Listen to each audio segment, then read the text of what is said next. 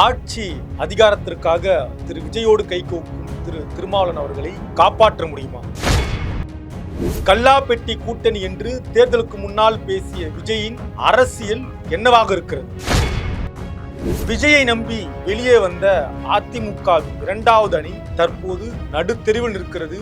இவர்களுடைய எதிர்காலம் என்ன பார்க்கலாம் இந்த காணொளி. Periyar Maniamai Institute of Science and Technology, Tanjavur. ECE with specialization in AI and ML, IoT, robotics and industrial automation. ஆச்சி மசாலா. எந்த சமையலும் ருசி தேடும் ரகசியம் 20 ரூபாய். ஒரு வழியாக தாவேகா தலைவர் விஜய் முதலமைச்சராக ஆன பிறகு கூட்டணி அமைப்பதுல ஓரளவுக்கு ஒரு முடிவை எட்டி இருக்கிறார் விஜய் அப்படின்றத நாம் இன்னைக்கு பார்க்க முடியுது. அதையெல்லாம் தாண்டி இந்த கூட்டணியில் விசிகாவையும் இந்தியன் யூனியன் முஸ்லிம் லீகையும் கொண்டு வருவதற்கான பெரும் முயற்சியை விஜய் தரப்பிலிருந்து குறிப்பா திரு ஆதவர்ஜன் அவர்கள் கடுமையான முயற்சி எடுத்திருந்தார். இப்ப விசிகா ஏறத்தாழ இந்த கூட்டணியில் இணைவதும் கூட்டணி ஆட்சியில் பங்கு பெறுவதும் உறுதியாகக்கூடிய ஒரு தகவல் இருக்கு. அதை தாண்டி இந்தியன் யூனியன் முஸ்லிம் லீகும் இப்ப அமைச்சரவையில் பங்கெடுக்க போகிறார்கள். பிரதான கேள்வியாக மக்களிடத்தில் இருக்கக்கூடிய கேள்வி என்ன? இப்ப திரு விஜய் அவர்கள் ஆட்சிக்கு வரக்கூடாது, மீண்டும் ஸ்டாலின் தான் ஆட்சிக்கு வர வேண்டும் என்று பிரச்சாரம் செய்தவர்கள் யார்?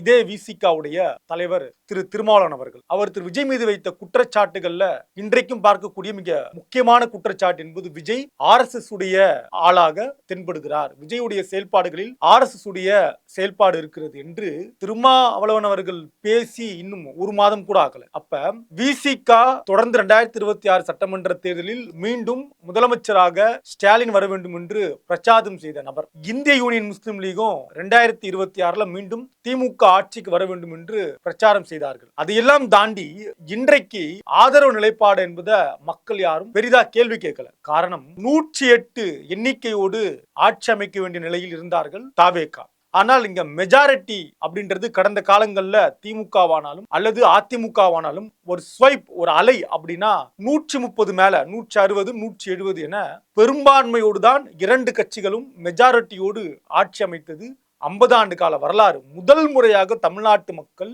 பெரும்பான்மை கொடுக்காமல் ஒரு ஆட்சியை கொண்டு வந்து கொடுத்திருக்கிறார்கள். முதல் முறை விஜய் வந்திருக்காரு இல்லையா, அதனால அவருக்கு 108 பெரியது. அப்படின்னா முதல் முறையாக எம்ஜிஆர் ஆட்சி அமைக்கும் போது இந்த 108ல மக்கள் எம்ஜிஆரை கொண்டு போய் உட்கார வைக்கல. இன்றைக்கு இருக்கக்கூடிய இன்ஸ்டா, பேஸ்புக், ட்விட்டர்னு இன்னைக்கு பெரிய அதிர்ச்சியை ஏற்படுத்தியிருப்பது இந்த ரூட் மாஃபியா. இன்னைக்கு இருக்கக்கூடிய எல்லா சமூக வலைத்தளங்களிலும் பல பொய் பிரச்சாரங்களை தொடர்ச்சியாக செய்து இன்றைக்கு இணையதளத்தை தன்வசப்படுத்தி இன்றைக்கு சிபிஐ வரைக்கும் ஒரு வழக்கு போயிருக்கு. குழந்தைகளை பிரச்சாரத்திற்கு பயன்படுத்தியிருக்கிறார், அவங்களுக்கு ஒரு வேலை கொடுத்திருக்கிறார் விஜய் அப்படின்ற குற்றச்சாட்டு எல்லாம் இருக்குல்ல, அதெல்லாம் சிபிஐ விசாரிக்கப்படும். ஊழலாட்சியை ஒழிக்க வந்த விஜய் அப்படின்னு சொன்ன விஜய் இந்த 10 நாட்களாக நடத்திய குதிரை பேரம் என்றது இன்றைக்கு பேசு பொருளாக மாறி இருக்கிறது. கிண்டில காவல் நிலையத்துல பதிவு பண்ணப்பட்டிருக்கு, அதுவும் சிபிஐக்கு போயிருக்கு. எஸ், குதிரை பேரம் நடந்துட்டு இருக்கு அப்படின்றது ஓரளவுக்கு தற்போது எல்லோராலும் பேசப்படக்கூடிய விஷயமாக மாறி இருக்கு. அது எப்படி ஒரு ஆள் திடீர்னு மாற முடியும்? அமமுகவுடைய வேட்பாளராக இருக்கக்கூடிய எஸ் காமராஜ் ஒரு நாள்ல தாவேகாவுக்கு ஆதரவு கொடுக்கக்கூடிய மனநிலையில வரார் அப்படின்னா அப்படி என்ன வேலையை பார்த்திருப்பார் திரு விஜய் அப்படின்ற கேள்வி இருக்கு. அப்ப இதையெல்லாம் வைத்து பார்க்கிறப்ப கூட்டணி ஆட்சி அமைக்க வேண்டும் என்கிற ஒரு இறை, இந்த மீனை பிடிக்கிறதுக்கு ஒரு இறை வைப்பாங்க இல்லையா, அப்படி இறை வைத்து விசிகாவையும் இந்தியன் யூனியன் முஸ்லிம் லீகையும் விஜய் உள்ளே கொண்டு வந்திருக்கிறார் அப்படின்றத நம்மால பார்க்க முடியுது. ரொம்ப நேர்மையாக அவர்கள் பேசியது 108. எனவே குடியரசுத் தலைவர் ஆட்சி தமிழ்நாட்டுக்கு வந்துவிடக் கூடாது என்பதற்காக நாங்க வெளியே இருந்து ஆதரவு தரோம் அப்படின்றத ஓரளவுக்கு நம்மால புரிஞ்சிக்க முடியுது. ஆனால் இப்ப கூட்டணி ஆட்சியில் பங்கு, எந்த கூட்டணி ஆட்சியில் பங்கு? கல்லாப்பெட்டி கூட்டணின்னு விஜய் அவர்கள் கடுமையாக விமர்சனம் செய்தது யார? தீய சக்தியோடு கூட்டணி அப்படின்னு விஜய் அவர்கள் விமர்சனம் செய்தது யார? ரொம்ப கொச்சையாக திமுகவையும் திமுகவுடைய கூட்டணி கட்சிகளையும் விமர்சனம் செய்தது யார? உண்மையான காங்கிரஸ் இங்கதான் இருக்கு அப்படின்னு கடந்த கால காங்கிரஸை கடுமையாக விமர்சனம் செய்த விஜய் யாரை விமர்சனம் செய்தார்?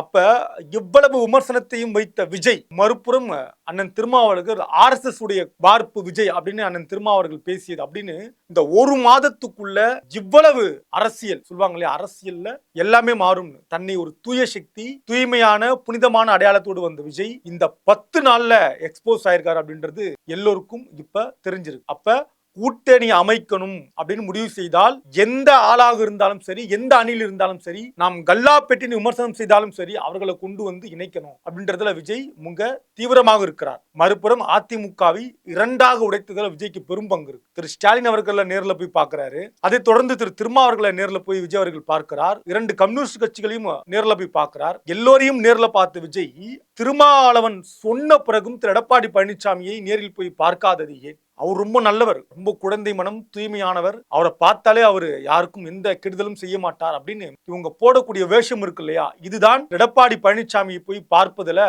அவரே எக்ஸ்போஸ் ஆயிருக்கு. எடப்பாடி பழனிசாமி அவர்களை அவர் பார்க்கவில்லை. அதற்கு பதிலாக அந்த கட்சியை உடைத்தவர்களை போய் நேரில் போய் பார்க்கிறாரு திரு விஜய் அவர்கள். இன்றைக்கு அவர்களும் நட்டாற்றில் விடப்பட்டிருக்கிறார்கள். திரு விஜயை நம்பி வெளியேறிய எஸ்பி வேலுமணி ஆனாலும் சரி, விஜயபாஸ்கர் ஆனாலும் சரி, திரு சி.வி. சண்முகம் ஆனாலும் சரி, எல்லோருக்கும் ஒரு அதிர்ச்சியை கொடுத்திருக்கிறார் உள்ளபடியே விஜய் அப்படின்னு புரிஞ்சிக்க முடியுது. அதையும் தாண்டி திமுக கூட்டணியை கடுமையாக விமர்சனம் செய்த விஜய் தற்போது அந்த கூட்டணியிலிருந்து ஆதரவு எடுத்திருக்கிறார். திரு ஸ்டாலின் முதலமைச்சராக வர வேண்டும் என்று பிரச்சாரம் செய்த நபர்கள் இன்றைக்கு விஜயோடு இணைகிறார்கள் என்றால் இவர்கள் யார்? இவர்களை இணைக்கிறார் என்றால் விஜய் யார்? இனி இந்த ஊழல் சக்தி, தூய சக்தி, தீய சக்தி என்று விஜய் பேசினால் அவருக்கு என்ன பின்விளைவு ஏற்படும், மக்கள் எதை பதிலாக கொடுப்பார்கள் அப்படின்றத நம்ம பொறுத்திருந்து பார்க்கலாம். இந்த சில நாட்களிலேயே ஒரு கணக்கு குறிப்பா சமூக வலைத்தளங்கள்ல வந்து ஐஐடில படித்தவர்கள் அப்படின்ற ஒரு பட்டியலை போட்டாங்க. அதை தாண்டி பட்டதாரிகள்னு ஒரு பட்டியல், அதை தாண்டி முதுநிலை பட்டதாரிகள்னு ஒரு பட்டியல், மருத்துவர் ஒரு பட்டியல். இந்த பட்டியலெல்லாம் போட்டு முதல் முறையாக தமிழ்நாட்டுல படித்த இளைஞர்கள் ஆட்சிக்கு வந்திருக்காங்க அப்படின்னு போட்டாங்க. அந்த பட்டியல் எல்லாம் கணக்கு போட்டு பார்த்தா 128 வருது. கொஞ்சம் கூட கூச்சம் இல்லாம, வெட்கம் இல்லாம இத தாவேகா வலைத்தளங்கள்ல தொடர்ந்து பரப்பிட்டு இருக்காங்க. இல்ல இது நடந்தது தவறு, இது தப்பு அப்படின்னு அவங்க தரப்புல இருந்து எந்த விதமான மறுப்பும் வரல. இதுக்கு பின்னாடி ரூட் மாஃபியா இருக்கு அப்படின்றத நம்ம எல்லோரும் புரிந்து கொள்ள முடியும். அப்ப இந்த வகையில தொடர்ந்து போலித்தனமான தகவல்களை பரப்புறது, டிஃபன் பாக்ஸ்ல விஜய் சாப்பிட்டார் அப்படின்றது ஏஐ அப்படின்றத இன்னைக்கு நிரூபிச்சிருக்காங்க. வெள்ளை துண்டு எடுத்துட்டார் அப்படின்னா இதுக்கு முன்னாடி இருந்த கலைஞர், இதற்கு முன்னாடி இருந்த அம்மையார் ஜெயலலிதா, இதற்கு முன்னாடி இருந்த திரு எம்ஜிஆர் அவர்கள், இதற்கு முன்னாடி இருந்த ஸ்டாலின் அவர்கள், இவங்க இருக்கையில எங்கேயாவது பின்னாடி வெள்ளை துண்டு, வெள்ளை டவல் இருந்ததா? அப்ப மிகைப்படுத்தி விஜயை காட்டுவது, புனித பிம்பத்தை கொண்டு வருவது. இந்த ஆட்சி பதவியேற்று ஒரு வாரத்துல ஒரு மாற்றுத்திறனாளி பெண்ணுக்கு பாலியல் துன்புறுத்தல் நடைபெற்றிருக்கு, 2 கொலை நடந்திருக்கு, 13 வயது சிறுவனை கொன்னு இருக்காங்க, பல பாலியல் குற்றம் இந்த 10 நாள் நடந்துட்டு இருக்கு. இதை தொடர்படுத்தி தாவேகாவுக்கு எதிராக கேள்வி எழுப்பினால் இதற்கும் தாவேகா தரப்பை சார்ந்தவர்கள் கொடுக்கக்கூடிய பதில் இருக்கு இல்லையா, அதெல்லாம் ரொம்ப அல்டிமேட்டான பதில். அப்படியே நெக்கில் ஹேண்டில் பண்றது. இப்ப திரு விஜய் அவர்கள் மேடையில் என்ன பேசினாரு? ஆட்சி அதிகாரத்தில் நீங்க ஒழுங்காக இருந்திருந்தால் இதெல்லாம் நடந்திருக்குமான்னு பேசின விஜயுடைய ஆட்சி நடக்கக்கூடிய இந்த அநியாயங்களை நீங்க தாவேகா தரப்புல கேட்டு அவங்க சொல்லக்கூடிய பதிலே மக்களுக்கு எரிச்சலை உருவாக்கும் அப்படின்ற நிலையில ஒட்டுமொத்தமான இந்த அரசியலுடைய எல்லா நாகரிகத்தையும் உடைத்திருக்கிறார் திரு விஜய் இந்த 10 நாள்ல. அப்ப ஊழல் சக்தி மற்றும் சிலர் சொன்னவங்களோட கூட்டணி முயற்சி, கல்லாப்பெட்டி கூட்டணின்னு சொன்னவங்களோட முயற்சி என இவர் எடுத்த எல்லா முயற்சியும் விஜய் யார் என்பது இன்றைக்கு தெல்ல தெளிவாக எடுத்து காட்டுகிறது. மருத்துவரை போல வேடம் அடிந்து நேற்று சங்கரன் கோவில்ல போய் ஒரு அம்மா மாட்டினாங்க. பிறகு யாருன்னு விசாரிச்சா அவங்க மருத்துவர் கிடையாது. அப்ப தொடர்ந்து அந்தந்த இடங்கள்ல குற்றங்களை செய்து பிறகு இந்த குற்றங்களை திருத்திக் கொள்வதாக இவர்கள் போடக்கூடிய இந்த நாடகம் இருக்குல்ல, தப்பை துணிச்சலா பண்ணிட்டு பிறகு அந்த தப்பை நாங்க திருத்துறோம் அப்படின்ற மாதிரியான இந்த உளவியலே வந்து ரொம்ப ஆபத்தான உளவியல். இது எல்லாம் எப்படி எதிர்கொள்ள போகிறார்கள்? இந்த நிலையில விசிகாவும் இந்திய கம்யூனிஸ்டும் எடுத்திருக்கக்கூடிய இந்த முடிவு கிட்டத்தட்ட நெருங்கிட்டார். அண்ணன் திருமாவர்கள் நெருங்கி விட்டார், எல்லாம் முடிந்தது அப்படின்றாங்க. இது என்ன விளைவை ஏற்படுத்தும்? தலித் மக்களுடைய ஓட்டை விஜய் முழுமையாக எடுத்திருக்கிறாரா என்றால் ஆம். அதை மீட்டெடுக்கக்கூடிய வேலையை செய்யாமல் அண்ணன் திருமாவர்கள் தாவேகாவோடு கூட்டணியில் போய் இணைவாரேயானால் ஒட்டுமொத்தமாக அவருடைய அரசியல் எதிர்காலம் என்னவாக இருக்கும் அப்படின்றத நாம் சிந்திச்சு பார்க்கணும். இது மிக முக்கியமானது. இன்றைக்கு விசிகாவுடைய வாக்கு வங்கி, மற்ற காங்கிரசுடைய வாக்கு வங்கி என்ன, இந்த எல்லா வாக்கு வங்கியிலும் திமுகவுடைய வாக்கு வங்கி இருக்கின்றத மறந்துடக்கூடாது. இதைத்தான் மக்கள் தொடர்ந்து பேசி வருகிறார்கள். இது என்னவாக இனி வரும் காலங்கள் இருக்க போகிறது அப்படின்றத பொறுத்திருந்து பார்க்கலாம். தொடர்ந்து பயணிக்கலாம். இது கிங் டிவி. நன்றி, வணக்கம். Periyar Maniamai Institute of Science and Technology, Tanjavur. ECE with specialization in AI and ML, IoT, robotics and industrial automation. ஆச்சி மசாலா. எந்த சமையலும் ருசி தேடும் ரகசியம் 20 ரூபாய்.